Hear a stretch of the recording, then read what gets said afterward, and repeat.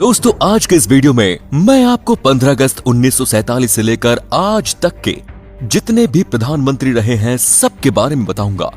इस वीडियो को अंत तक जरूर देखिएगा। 15 अगस्त 1947 को भारत को स्वतंत्रता हासिल हुई और इसके बाद ही पूरे देश की पॉलिटिक्स में इंडियन नेशनल कांग्रेस का डोमिनेंस था। जवाहरलाल नेहरू ने प्रधानमंत्री का पद संभाला और उनकी लोकप्रियता आने वाले कुछ वर्षों में इस तरह बढ़ी कि वो अगले 3 इलेक्शन में भी प्रधानमंत्री के पद के लिए चुने गए।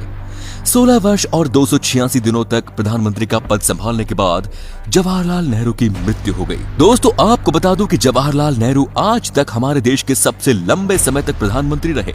नेहरू की मृत्यु के बाद 9 जून 1964 को लाल बहादुर शास्त्री प्रधानमंत्री बने और ये भी कांग्रेस पार्टी से ही थे। इन्हीं की गद्दी के नीचे 1965 की इंडो पाकिस्तान वॉर भी हुई।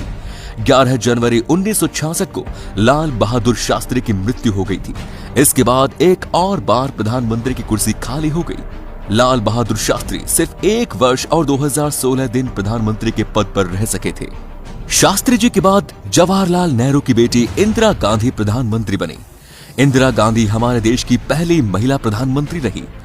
इंदिरा गांधी लगातार 3 चुनावों के लिए प्रधानमंत्री के तौर पर चुनी गई। 11 वर्ष और 59 दिनों तक इंदिरा गांधी पीएम बनी रही और इस समय पर देश के कई बड़े इवेंट्स हुए, जिनमें सबसे बड़ा इवेंट था 1971 में हुई इंडिया पाकिस्तान वॉर। इंदिरा गांधी के टर्म में ही भारत का पहला न्यूक्लियर टेस्ट पोखरण भी करवाया गया। 1975 में देश की हालत कुछ इस तरह से बदली कि देश में इमरजेंसी जारी कर दी गई। ये दौर देश की जनता के लिए बहुत मुश्किल साबित हुआ। 1977 में इमरजेंसी हटाई गई और फिर से इलेक्शन कराए गए। इस बार देश की सभी बड़ी पार्टी ने कांग्रेस को हटाने का जिम्मा उठा लिया और वो इसमें सफल भी रही। इतने वर्ष तक चल रहे कांग्रेस राज के बाद पहली बार किसी और पार्टी के नेता प्रधानमंत्री बनने वाले थे।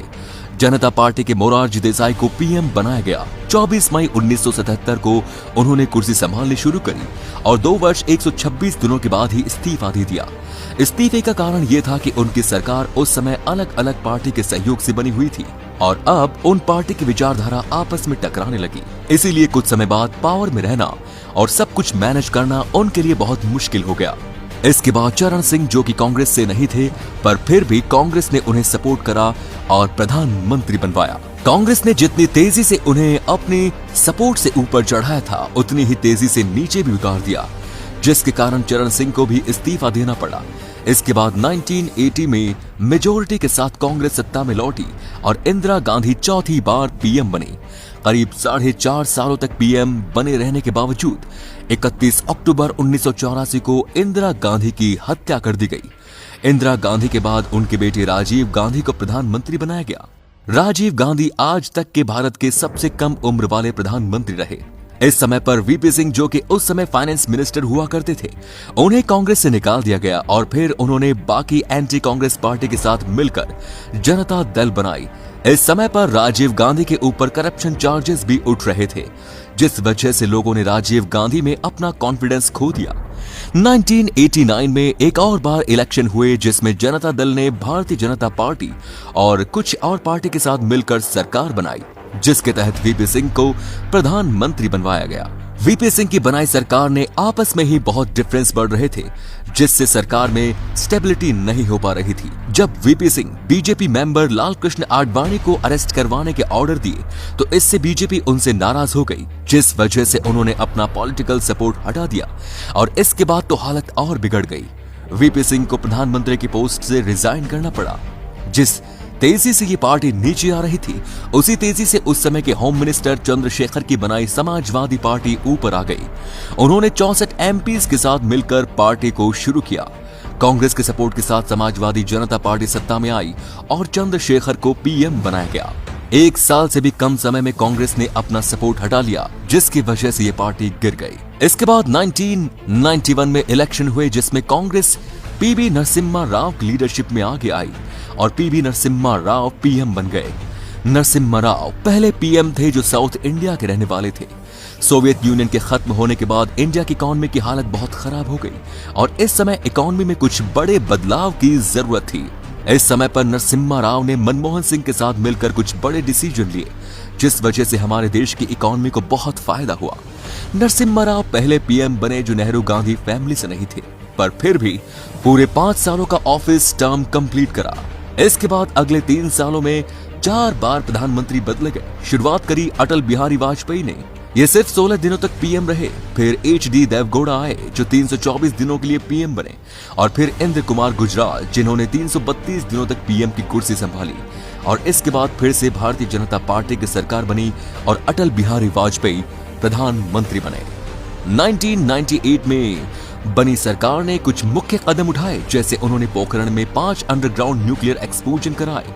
ऐसा करने से यूएस जैसी वेस्टर्न कंट्री भी खुश नहीं थी, और इसी वजह से इन्होंने इंडिया पर कुछ इकोनॉमी सैंक्शन लगाने की कोशिश की। पर उस समय इंडिया के पास रशिया, फ्रांस जैसी कंट्रीज का सपोर्ट था, जिस वजह से सैंक्शन सफल न हो सके। इस समय पर ऑल इंडिया अन्ना द्रविड़ा पार्टी ने बीजेपी से अपना सपोर्ट हटा लिया, जिस वजह से वाजपेयी की सरकार बिखर गई। इस समय पर पाकिस्तान के साथ कारगिल वॉर भी शुरू हो गई। इसके बाद 1999 में फिर से इलेक्शन हुए, जिसमें बीजेपी ने मेजोरिटी से अपनी सरकार बनाई और अटल बिहारी वाजपेयी प्रधानमंत्री बने। वाजपेयी ने इनके बाद इकोनॉमी के हित में कई निर्णय लिए। इससे इकोनॉमी काफी हद तक संभल गई। भारत में पहले के मुकाबले बहुत तेजी से सड़कें और हाईवे बनाए गए। इसी समय पर प्रधानमंत्री ग्राम सड़क योजना के तहत देश भर में सड़कों का निर्माण कराया गया। फिर 2002 गुजरात कॉम्युनल राइट्स हुए, जिनमें करीब 2000 से भी ज्यादा डेथ्स हुई। इसके अलावा भी वाजपेयी ने अपना ऑफिस टर्म पूरा किया, और वो ऐसा करने वाले पहले नॉन कांग्रेस प्राइम मिनिस्टर बने। 2004 में चुनाव हुए और अब कांग्रेस बीएसपी और एसपी की मदद से मेजॉरिटी सरकार बनाने में काबिल रही, और मनमोहन सिंह को प्रधानमंत्री के पद के लिए चुना गया। मनमोहन सिंह देश के पहले सिख प्रधानमंत्री बने। 2005 में right to information act pass कराया गया, और कई देश जैसे अफगानिस्तान, रशिया और कुछ और गल्फ कंट्रीज से इंडिया के साथ इस समय पर और अच्छे संबंध हो गए। मनमोहन सिंह के पहले टर्म में ही नवंबर 2008 को मुंबई में टेररिस्ट अटैक हुए।